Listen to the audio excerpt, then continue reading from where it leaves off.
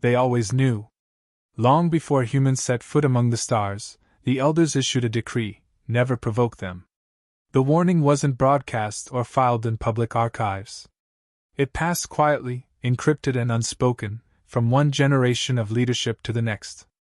It wasn't born from paranoia or myth, but from direct observation. Centuries before Earth's admission into the Accord, a scout vessel from the Trine Collective monitored humanity during one of its darkest centuries. They witnessed a species that waged war on itself not just for survival, but for belief, for dominance, for pride. They used fire, metal, chemistry, and eventually atomics. And when it was done, they rebuilt. Faster than any known model predicted. They didn't just recover, they advanced. They turned destruction into innovation. The scouts made no contact. They returned home and reported only 3 words: they are coming. When humans finally appeared at the galactic border, they bore no weapons, made no demands. They offered trade, technology, medicine. They provided humanitarian aid during plagues, neutral mediation during interspecies disputes, assistance to colonies that couldn't even name their own star. They became known as builders, thinkers, diplomats. Open hands, not clenched fists. But the elders never forgot. The peace humans offered wasn't submission. It was choice. They were capable of far more, and had chosen restraint. Where others saw compassion, the elders saw control. Where others saw fragility, they saw patience. And patience, when stretched too far, always snaps. The newer species didn't understand. They had never seen Earth burn, never studied the tapes of mass uprisings, revolutions, or the age of splintered nations. They only knew the humans of now, calm, cooperative, almost passive. To them, the phrase passed down through elder tongues seemed outdated. A fable. A superstition. They mocked it in training exercises. They used it as a proverb to teach false humility. But the meaning was already lost. The Jato Dominion, young, ambitious, and ruthlessly expansionist, saw humans as little more than a failed empire clinging to ideals. They began testing borders. Minor infringements. Probing attacks. Raids on cargo ships. Sensor jamming near human outposts. Each time, humanity responded by the book, recorded protests, filed grievances, calls for arbitration. The Jato grew confident. The silence that followed every escalation felt like weakness. The Dominion generals demanded to know why no retaliation had come. They questioned if the famed human discipline was nothing but inertia. In their war councils, they dismissed the Earthborn as obsolete. They had ships, armies, influence, but not the will to use them. Not anymore. The elders met again. A formal communiqué was transmitted to the Jato High Table. Simple and direct. Withdraw. Stop now. It was dismissed without ceremony. In Dominion eyes, humans had been tested and found lacking. Their restraint was interpreted as fear. Their patience, as incapacity. Their silence, as surrender. And somewhere within the Accord's private archives, the oldest among the elders re-entered a line into the record that had not been updated in 200 cycles. They offered peace. And it was rejected. The galaxy had forgotten what they were. What they carried in their genetic memory. What fire still lay beneath their calm exterior. The warning had not changed. It had simply gone unheeded. The humans had not. And for the first time in centuries, the elders said nothing more. Because they knew. Now, everyone would remember. The attack came without warning. Gaia 7, a remote but thriving human research colony, was reduced to silence in under 12 minutes. No military presence, no defenses, just scientists, engineers, families. What was once a beacon of cross-species cooperation became a crater of ash. Over 10,000 dead. No survivors reported initially. The Jato Dominion claimed responsibility within the hour. Not with denial or diplomacy, but with a broadcast. Their warlord, Veshka, stood draped in the pelts of conquered species and declared the strike a demonstration of sovereignty. The humans, he said, had become too comfortable. Their expansion too quiet. It was time they remembered who ruled the stars. humanity responded with a council appeal.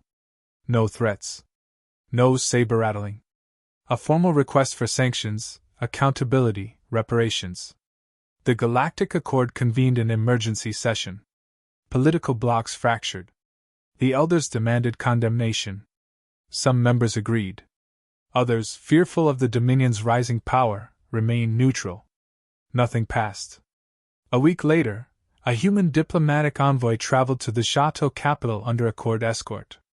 The delegation included historians, legal scholars, and Ambassador Raoul Devran, one of Earth's most respected peacemakers.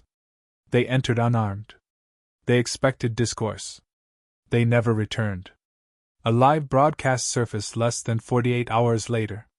Ambassador Devran, bound and bloodied, was paraded through the streets before a jeering crowd. His execution was public, ritualistic, filmed from multiple angles. It ended with the Chateau warlord proclaiming this as the fate of all who hide behind words. The Accord issued a formal condemnation. Words again. Statements. Debates. No action. Earth responded with silence. No press releases. No interviews. No chatter on diplomatic channels. Civilian broadcasts continued, but governmental and military signals ceased. Human embassies closed without announcement. Earth's representatives withdrew from Accord forums. Their fleets, scattered across the quadrant, went dark. No departures. No arrivals. Human systems appeared to vanish from interstellar traffic maps. At first, the galaxy assumed grief. Retraction. Internal mourning. The Dominion laughed. News cycles shifted. Other crises filled the void. But intelligence reports soon told a different story. Resource consumption in Sol system spiked. Deep space construction yards, long dormant, came alive. Subspace pulses indicated the reactivation of ancient military AI networks last seen during the Sirius Defense Pact. Encrypted signals surged between Earth and its colonies, far exceeding civilian bandwidth. No messages were intercepted. No codes cracked. Satellite imagery confirmed large-scale fleet assembly above Mars and Titan. Ship designs were unfamiliar. Sleek, angular, nothing like the standardized Accord models Earth had previously contributed. No registration codes. No names. No insignia. Across human colonies, volunteers flooded old recruitment centers. Training facilities reopened overnight. Orbital platforms shifted to military protocols. Civilian industries pivoted to weapons manufacturing. Even distant, neutral colonies with no history of violence began building planetary defense grids. Survivors from Gaia 7 were finally found. A single transport shuttle, overlooked in the chaos, had escaped. Its occupants were a handful of children, 2 researchers, and a wounded maintenance tech. Their recorded testimony was distributed anonymously. It described a precise, merciless attack. The Dominion soldiers had executed civilians, dismantled communications, and broadcast their victory over the corpses. The footage spread fast. Other species watched it in silence. It wasn't just a massacre. It was a message. But Earth said nothing. Military analysts from the Accord attempted projections. None agreed. Every model broke when factoring in Earth's current silence. Strategic behavior couldn't be predicted without communications. They weren't posturing. They weren't negotiating. They were preparing. The last communication from the human representative to the Accord was a single-line transmission sent to all systems. We offered peace. Then nothing. Galactic traffic avoided human space.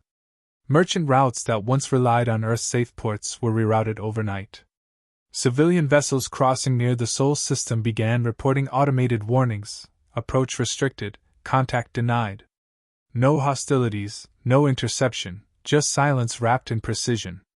Every border was locked down with quiet efficiency. Inside those sealed systems, something was changing. Construction arrays in orbit swarmed with activity. Massive freighters offloaded black cargo into unregistered stations. Satellites once used for weather tracking reoriented toward deep space. Civilian transit vessels were gutted and rebuilt with reinforced hulls. Mining operations reported abrupt reallocation of all resources. No public explanation followed. The people didn't question it. On Earth, conscription was never declared, but enlistment centers overflowed. Entire city blocks were converted into processing hubs. Medical facilities installed augmentation labs. Veterans returned from peaceful retirement and resumed command posts without announcement. Military AIs, dormant for decades, were reactivated and reclassified. The defense grid, once considered ceremonial, began silent calibration tests in low orbit. Within the fleet yards, ships were not being repaired, they were being reborn. Older models were retrofitted with classified systems. New vessels emerged, silent and unregistered, built with purpose that required no explanation. The designs didn't follow Accord regulations. They followed nothing but function. No curves. No diplomatic corridors. These were not carriers. They were weapons with engines. The sole assembly remained quiet. No public addresses. No declarations. Just coordinated activity from every branch of humanity's infrastructure. Factories pivoted. Universities paused. Civilian news went local. The global network remained intact, but international channels narrowed to encrypted pulses. Every action, every pivot, was organized and collective. Not chaotic. Not vengeful. Focused. What remained of the diplomatic corps was summoned. Not for retribution planning, but documentation. Testimonies were collected. Cultural archives were sealed. Legal analyses were drafted. The message was clear. History would remember what came next, and who made it necessary. Humanity's private communication networks grew louder behind the silence. Families received sudden, sterile messages from enlisted relatives. No emotion, no comfort, just instructions, insurance transfers, final wishes. The tone wasn't fear. It was readiness. At the edge of human space, early warning systems lit up with false positives, until they weren't. Probes vanished in clusters. Unmarked signals pinged human listening posts, and were ignored. When a Dominion scout vessel entered the Terran expanse and failed to return, no statement was issued. Its debris was found later, drifting in a silent loop around a dead moon. No signatures. No trace of weapons fire. All non-human ambassadors were recalled by their home governments. Some left willingly. Others were quietly detained until Earth was ready to release them. No incident reports were filed. No leaks escaped. The Accords sent discreet envoys to request dialogue. They received automated responses thanking them for their concern and advising patience. Amid this escalation, a name returned from retirement, Kalis Vero. Once called the architect of the Orion Shield. He had not been seen publicly in over 30 years. Records updated to list him as active personnel. His former command vessel, the Resolute, was reactivated from planetary storage, refurbished, and removed from Earth orbit without fanfare. Meanwhile, a phrase began to circulate in whispered tones across human networks. No one claimed authorship. No one challenged it. 3 words, repeated again and again. This is earned. It wasn't shouted. It wasn't broadcast. It moved quietly, just like everything else. In the eyes of Earth's people, there was no need to convince anyone. No calls for vengeance. No flames of propaganda. There was only the absolute clarity of consequence. The galaxy watched, uncertain. The Dominion still laughed. And the humans, behind sealed borders, prepared for war without speaking a single word. The first strike came without announcement. A Jata listening post on the rim of the Bracken Divide went offline. Not destroyed, erased. No wreckage, no distress call. Its coordinates became dead space. Hours later, a logistics station supplying 3 Dominion fleets was neutralized in a single coordinated pulse. Energy signatures didn't match any known Accord technology. Analysis confirmed surgical precision, no collateral. Only the target ceased to exist. Dominion Command scrambled for answers. No declaration of war, no engagement warnings. Just silence, followed by subtraction. Communications between fleets began failing. Navigation systems corrupted. Supply lines disintegrated without confrontation. Panic bloomed beneath arrogance. Human forces never announced their presence. They infiltrated Dominion systems, rerouted transport paths, turned command protocols into traps. Entire convoys were redirected into gravity wells.